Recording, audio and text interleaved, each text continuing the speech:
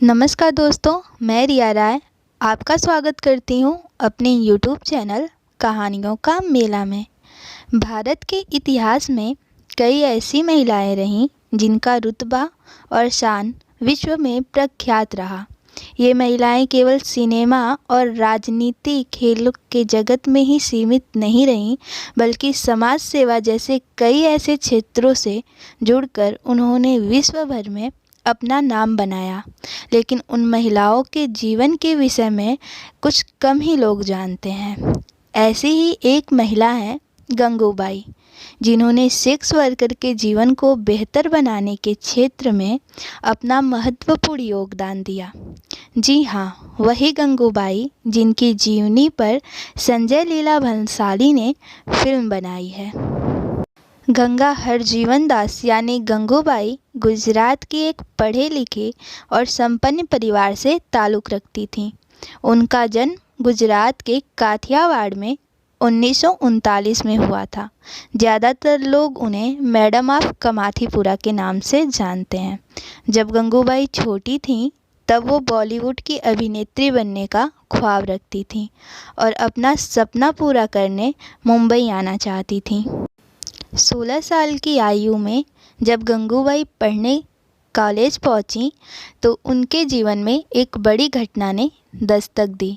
गंगू को 16 वर्ष की आयु में ही प्यार हो गया था और उस शख्स का नाम रमणीक लाल था। रमणीक गंगू के पिता के लिए बतौर अकाउंटेंट कार्य करते थे।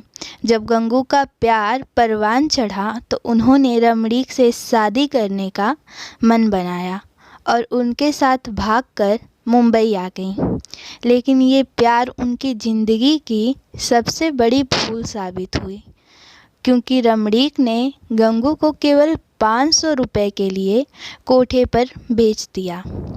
जिस समय गंगू कोठे पर काम कर रही थीं, उस समय करीम लाला 1960 के दशक में शहर के शक्तिशाली माफिया चेहरों में से एक था। कमाठीपुरा का रेड लाइट एरिया भी उसके शासन में था।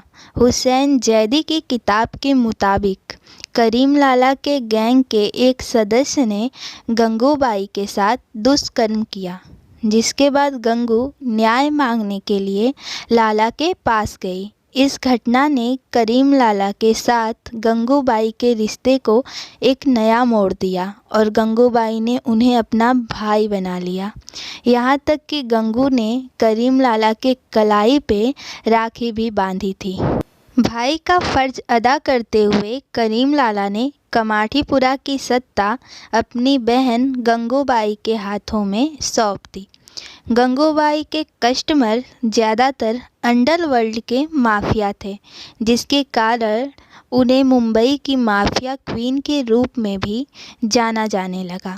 माफिया क्वीन कहे जाने के बावजूद गंगू के दिल में महिलाओं के प्रति उदारता कम नहीं हुई। सूत्रों के अनुसार गंगूबाई ने कभी भी युवा लड़कियों को और महिलाओं को शोषण नहीं किया और न ही उन्हें वेश्यावृत्ति के लिए मजबूर किया। उन्होंने अपने जीवन में बहुत सारी कठिनाइयों का सामना किया, लेकिन वो स्पष्ट थीं कि वो किसी और को अपनी तरह जीवन जीने के लिए मजबूर नहीं करेंगी। वो कोठे पर काम करने वाली सभी लोगों के भलाई के लिए काम करने लगी। उन्हें कोठे पर काम करने वाले लोगों और अनाथों के लिए एक देवी की तरह माना जाता था।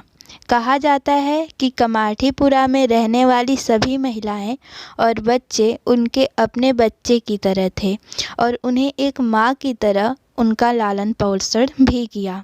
उन्होंने कमाठीपुरा से वेश्यालय को हटाने के लिए एक आंदोलन भी किया।